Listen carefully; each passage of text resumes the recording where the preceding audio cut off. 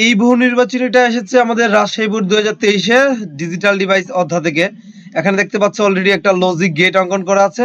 তারা প্রশ্নে বলেছে উদ্দীপকের ওয়াই এর মান কত হতে পারে এবং তিনটা আমাদের অপশন দিয়েছে। জাস্ট এটাকে আমরা এখন সরল করব, মানে জাস্ট এগুলোর মানগুলো আমরা বের করব।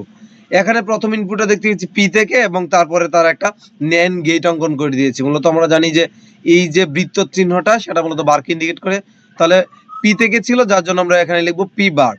তারপরে এই দিকে এই ইনপুটটা আমাদের নিয়েছি, আমাদের দেখতে পাচ্ছ কিউ থেকে, এবং তারপরে একটা ন্যান গেট অঙ্কন করা। আমরা আসলে এখানে বারটাকে আমরা কাউন্ট করব। এখানে এই যে বৃত্তাকার চিহ্নটা আছে তার জন্য আমরা একটা বার দিব। তাহলে এখানে আমরা দিতে পারি কিউ বার। তাহলে এদিকে পি বার, এদিকে আছে কিউ বার। তাদেরকে আবার আমরা একত্র করে আমরা আরেকটি এখানে নর গেট অঙ্কন করে দিয়েছি। আমরা জানি যে নর মূলত আসলে এই যোগের কাজ করে এবং একটা বার দিতে হয়। তাহলে নরের সাথে একটা যোগের সম্পর্ক রয়েছে, যার জন্য পি বার এবং কিউ বারের মধ্যে আমি সম্পর্ক দিয়েছি যোগের। আর এখানে যেহেতু বৃত্তটা ছিল মানে নটটা ছিল, যার জন্য আমরা একটা বার দিয়েছি। তাহলে এই পার্ট আমরা পেয়ে গেলাম, এই পার্টের আউটপুট পেয়ে গেলাম। আর এই দিকে দিকে আমরা কি রয়েছে, এইদিকে রয়েছে পি এবং কিউ ইনপুট এবং তাদের মধ্যে আবার একটি নর গেটের সম্পর্ক। তাহলে লিখবো আমরা পি যোগ কিউ, কারণ আমাদের এদের যে নরের সম্পর্কটা সেখানে একটা অরের উপস্থিতি পাই, যার জন্য আমরা যোগ চিহ্নটা দিয়েছি। আর এই যে নটটা বা বৃত্তটার জন্য আমরা একটা বার দিয়েছি। এখন এই পার্ট আর এই পার্টকে আমরা কানেক্ট করেছি আবার একটি নট দিয়ে। তাহলে অবশ্যই এটা লিখবো, এই যে দেখতে পাচ্ছি এটা লিখেছি। আর এই দিকে যা ছিল যে p plus q whole bar, p plus q whole bar, এটাও লিখেছি, কিন্তু তাদের সম্পর্ক তো অবশ্যই আমরা যোগ চিহ্ন দ্বারা বোঝাবো। দিলাম যোগ, কারণ এখানে বলেছিলাম যে এই নড়ে রয়েছে একটা যোগের উপস্থিতি রয়েছে, যার জন্য যোগ চিহ্ন দিলাম। আর এখানে যেহেতু নটটা ছিল আমার বৃত্তটা ছিল, একটা হোল বার হবে। এখন জাস্ট এটাকে আমরা ভাঙবো, মানে সিম্পলিফাই করবো, যার জন্য আমি এটাকে দেখতে পাচ্ছ এদিকে লিখেছি। এখন এই জায়গায় যদি আমরা ভাঙি না, ঠিক এই জায়গায় যদি ভাঙি, তাহলে আমাদের দেখতে পাচ্ছি পি এর উপরে আগে থেকে বার ছিল, এখানে কিউ এর উপরে আগে থেকে বার ছিল। তাহলে এই বারটা ভাঙার পরে তারা এই দিক দিয়ে আরো একটি বার পাবে, এই দিক দিয়ে আরো একটি বার পাবে।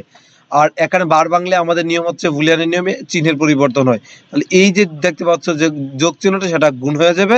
আর এখানেও দুইটি বার পড়বে, এখানেও দুইটি বার পড়বে। আমাদের যে বুলিয়ানের নিয়মে দুইটি করে যদি বার থাকে তাহলে আমরা তুলে দিতে পারি, যার জন্য এই দুইটা বারও তুলে দিলাম, এই দুটা বারও তুলে দিলাম, শুধু পি এবং কিউ কে নিলাম, পি এবং কিউ কে নিলাম। আর এখানে প্লাস ছিল, প্লাসই লিখলাম।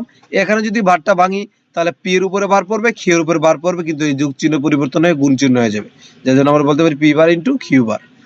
আচ্ছা, এখন এই যে হোল বারটা যা ছিল আমরা তাই লিখলাম, হোল বারটা যা ছিল তাই লিখলাম। এখন আবার এই হোল বারটা ভাঙবো। এখন যদি এই বারটা ভাঙি তাহলে এই প্লাস চিহ্নটা পরিবর্তন হয়ে গুণ চিহ্ন হয়ে যাবে, হয়ে গেছে গুণ।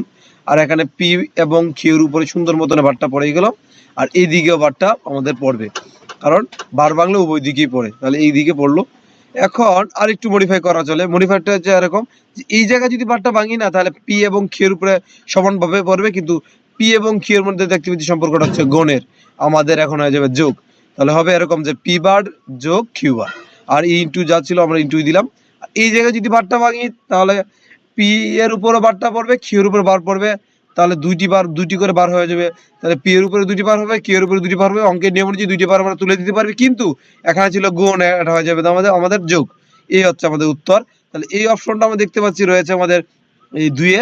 আর এই যে রূপটা এর একটা আস্ত রূপ আছে, সেটা হচ্ছে মূলত আমাদের এ এক্স অর বি এর সূত্র পড়ে যায়। এখানে তো আর এ বি নেই, যার জন্য আমরা বলবো পি এক্স অর কিউ। তাহলে পি এক্স অর কিউ রয়েছে আমাদের প্রথম অপশনে। তাহলে সঠিক উত্তর হচ্ছে আমাদের দুইটি।